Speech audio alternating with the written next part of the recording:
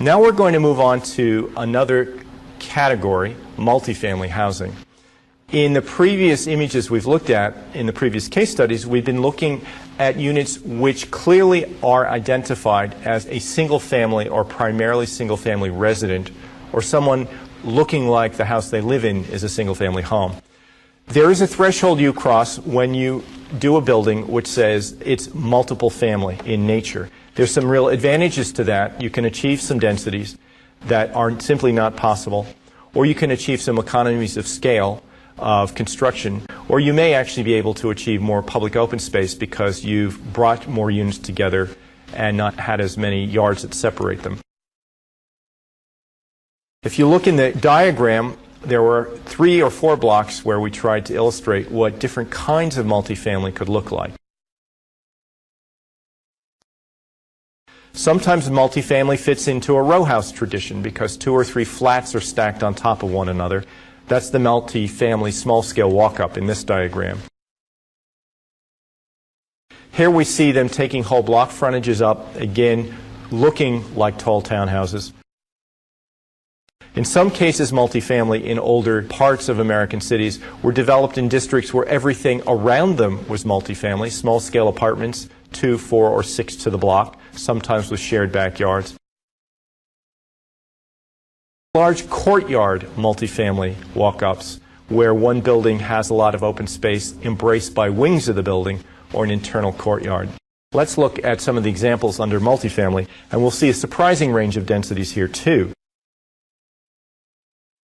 This is Stony Creek Apartments in Livermore, a 3rd floor which has a master bedroom and bathroom for the larger units. For several of the units within this development, allowed there to be quite a bit of open space on the site. The site is surrounded by a stone wall. The units are set fairly far back from the stone wall, and the units are entered through a gazebo. So it has a very suburban feel to it. This is a growing suburb in the Bay Area of San Francisco. And the neighbors participated in the design of this apartment complex called Stony Creek. At 16 units an acre, it is surprisingly open feeling, and as you can see from this slide, even with a 3rd story, you can see from the scale of children playing there, it doesn't overwhelm you. Good detailing, a variety of roof forms, different color, and abundant landscaping make the open space feel very, very ample, and the buildings do not either figuratively or literally overshadow the residents. And that's a very handsome way to get 16 units an acre and provide a lot of open space. Now here's a very different kind of environment. That was a suburban environment. Now we're going to look at Crawford Square, which is in Pittsburgh, very urban. In this case, similar density is achieved, although in Crawford Square, a series of private rights-of-ways or private alleys that serve the parking behind and a mini park and a landscape green are all thrown into that density.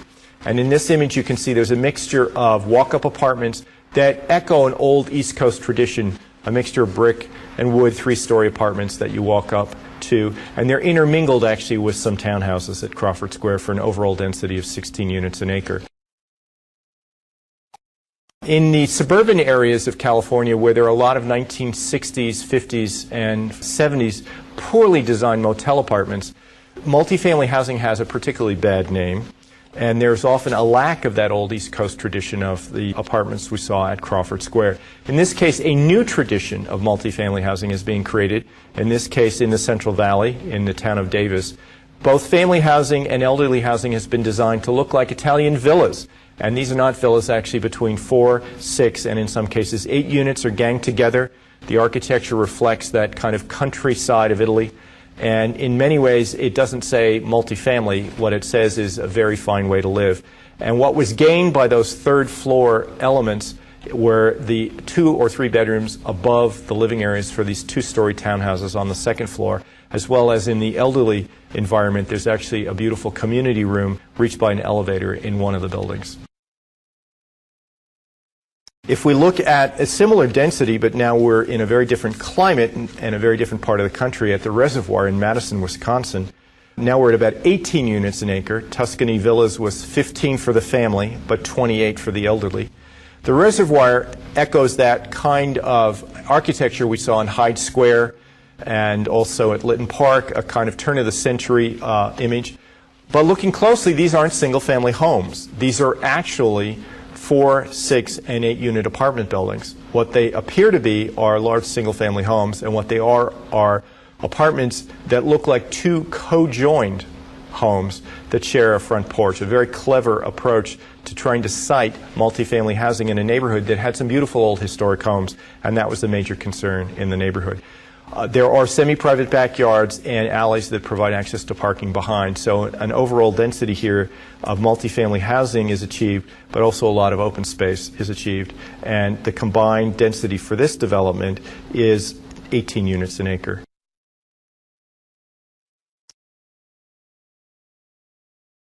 At a similar density but a different climatic area, we're back in California with the open doors. Here the challenge was to fit into 1970s to 80s single-family homes, a kind of a wooden, large-scale home character in this neighborhood. So this multifamily development places up front on the street across from those single-family homes what appear to be large 70s and 80s California homes, complete with porches and bays and fireplaces and all those kind of elements that say single-family. But as you go into the development, you realize each one of those is a fourplex. And as you go forward into the development, the different color and the details still create the illusion of large single-family homes, but they share a common open space. Each unit has exposure on two sides, cross-ventilation, and either a ground floor patio or a second floor balcony. So these are stacked units, 4 over 4. The William Byron Rumford Plaza in Berkeley is in a more urban setting, and here going to 3 stories and down to 2 and back and forth reflected a kind of very chaotic character in this neighborhood, very little uniformity, and so a lot of variety. Building height of the new development reflected the old, and it got the kind of density necessary to achieve the density goals here and fit in. And you can see from this development and the development before that you go from open doors at 19 units an acre to William Byron Rumford at 24. Part of that is achieved by shallower front yards, although there's a lot of open space in the rear of these and there's on-site parking. So the 3rd floor is where you picked up a lot of that extra density. At the tower apartments, similar strategy is used. This is a suburban area. 2-story elements, close to a busy street but with a lot of landscaping and detailing, make these units fit into that kind of country feeling of Northern California. As you go into the development, though, it rises to 3 stories, and stairways take people up to stacked townhouses. In this case, the townhouse, or 2-story units, have interior stairs that take you to the bedroom level. But they start on level 2. On level 1 are handicapped accessible, smaller units, everybody having large front porches and overlooking a commons. And this is actually one of the ways at this level of multifamily housing that we can get up to 25 units an acre. It's becoming now impossible to get 2 cars for each unit, which this one requires, and significantly usable open space, and also stay at only 2 stories if one is going to try and get as high as 25 units an acre. So that 3rd floor was essential for achieving the open space goals. Similarly, at the Matsusaka townhomes in Tacoma, Washington, a strategy of a mixture of 2s and 3s. And in this case, the tradition in the Seattle-Tacoma area of raising the housing up beyond a low stone wall and having front setbacks, which are more decorative in character, is what allowed the neighbors to feel comfortable with what's a very long facade. And as you can see, the facade is broken up with vertical elements of different colors, different kind of stairways, porches, railings, and of course this stone wall, which was an expense, but actually was an important element for making this feel like some of the traditional housing in the area. And Matsusaka Townhomes actually achieves 29 units an acre. About 60% of it does rise to 3 stories, and that's what makes it possible. The parking is ganged, 1 per unit, behind these units and in a central parking area, but there's also open space between the back doors of these units and the parking. If we look at this example, we're now up at 30 units an acre, and this is a development in Mamaroneck, New York. And you can see what the steep roofs are doing is they're hiding a lot of space. In this case, what appear to be 2-story units with steep roofs are actually 2-story units with sleeping lofts and workrooms on a third floor and overlooking dormered 1.5 or 2-story high living rooms beyond. So in this case, the third floor is everywhere, but it's in a mezzanine fashion and hidden under a roof. A lot of coverage. These buildings cover a lot of the site, and there are large setbacks from the streets around. So there is a bit of a trade-off, not a lot of private open space, but the loft-like living rooms, the front porches are real amenities, and there are good public parks and public schools nearby that offset that there is not a lot of private open space on this site. In Los Angeles at Yorkshire Terrace. Yorkshire Terrace is in a transitional neighborhood. It's an area where safety and security were an issue. The architect and developer did not want to do townhouses for that reason. There's vulnerability when anybody can come to a front door. And so, like some of the other developments in rougher neighborhoods, a decision was made that you had to enter the complex through one single door. At the same time, the building mass was broken down to suggest that it really is reminiscent of the kind of Art Deco 1940s, 50s stucco homes and small apartments found in the neighborhood. And there's kind of the illusion of front doors created, even though only one is an actual front door and the others are large windows and sitting porches. In this case, the Yorkshire Terrace development is very compact. There's subterranean parking. We're now looking at the first examples where to get this kind of density. The parking is actually below grade, and a common deck between these units facing the street and others facing the back is primarily paved and has planting, and that's the open space on the site. So that's 35 units an acre.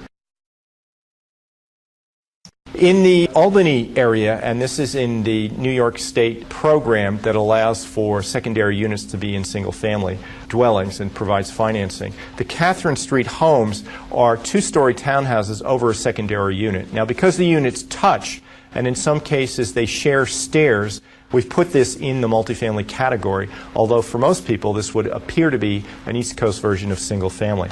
That second unit, which is a sort of quasi-basement unit, no parking, all the parking is on the street. Both allow you to achieve substantial density and have very big backyards and in some cases lovely landscaping along these front stairways. And that achieves a surprising density, actually. This is a traditional density achieved by older homes in a lot of eastern cities, but this is at 37 units an acre, which is surprising to many people because it still feels extremely livable. Here's Dove Street. And this is by the same architect development team. In this case, this is actually low-income, homeless and transitional housing. And this is truly a multifamily building. And it's at 38 units an acre. What it contains is a lot of interior space for the residents. So the density is a little misleading. It's the same density as the row houses. It looks similar in scale to the row houses. Obviously, though, each person here, being a single person, has a much smaller individual room. On the other hand, there's community dining, community meeting room, counseling rooms, and child care centers all in this building as well. Santa Monica Co-op is an example of how the provision of underground parking, which is extraordinarily expensive, can be critical to achieving density and still fitting into certain kind of neighborhood character. And this is an unusual project because of the expense of the parking. In this case, the co-op is made to look like classic California bungalow court architecture. These are mostly 1- and 2-bedroom apartments. The site is irregular. From the front, it does look like that kind of beach-oriented development. And when you go to the alley on the backside, you see that actually it's a very deep complex with a lot of interior courts. And then, on top of that, to realize that there's a full level of parking underneath, including underneath some of this landscaping, you realize a great deal of money was spent to try and achieve the density. On the other hand, this is extremely expensive land because of its proximity to the beach, and therefore it was worth it to do that because, as a result, it achieved a stunning 41 units to the acre. Most people look at that and would guess about half that amount. Finally, in Chicago, the Hearts United development used the typical Chicago row house appearance, both for some new row houses, much like the Catherine Street houses, and for some walk-up and, in one case, elevator buildings. So here you're seeing similar architectural style, the pitched roof, the Chicago brick, the white stone trim around the windows, evokes the neighborhood character, the long running stairway that goes up to the front door. And this actually ranges between 31 and 50 units an acre. Typical house design, but irregular size of lots and irregular depth of lots is what explains the range in density. And in this case, again, having parking either not required at all or in gang lots and off of alleys allowed the density to go up. So we saw a surprising range of densities when we looked at multifamily housing where you could walk up, either through the traditional apartment-looking development, those that were modified stack flats, and other examples. We saw that you could get all the way up to close to 50 units an acre with that model.